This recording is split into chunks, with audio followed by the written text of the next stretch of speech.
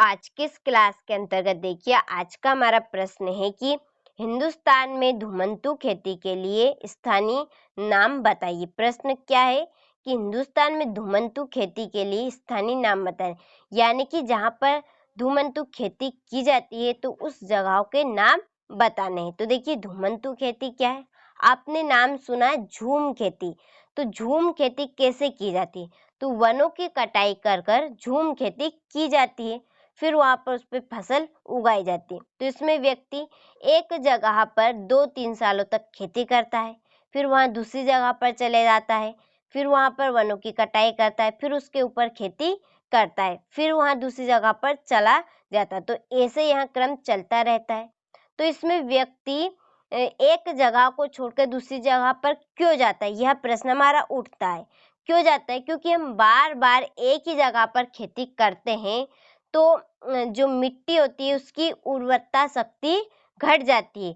तो इसी कारण की वजह से लोग एक जगह को छोड़कर दूसरी जगह पर खेती करने को चले जाते थे, क्योंकि पहले क्या था, लोगों की संख्या कम थी और जो खेती थी वहां बहुत ही अधिक थी। तो इस वजह से भी वहां एक जगह को छोड़कर दूसरी जगह पर चला जाता था, और जिससे यह लाभ मिलता था कि खेती की उर्वरता शक्ति बढ़ जाती थी, जिससे फसल भी अच्छी होती थी, यानी कि उत्पादन भी हमें अच्छा मिलता था। तो ये थी धुमंतु खेती यानी कि झूम खेती।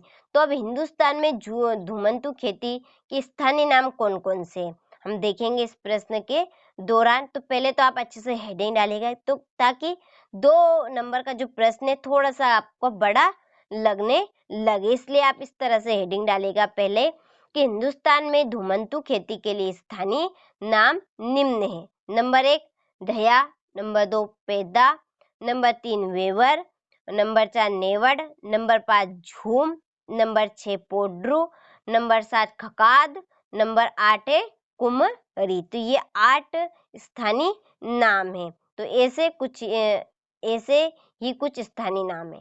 तो हिंदुस्तान में धुमंतु खेती के लिए कौन कौन से 8 नाम है? पहला है धया, वेदा, वेवर, नेवड़, झूम, पोड्रू, खकाद और कुमरी। तो आपको प्रश्न अच्छे समझ में आया होगा। तो आप इस प्रश्न का अच्छे से स्क्रीनशॉट लीजिए और अपनी नोटबुक में इस प्रश्न को अच्छे से नोट कीजिए।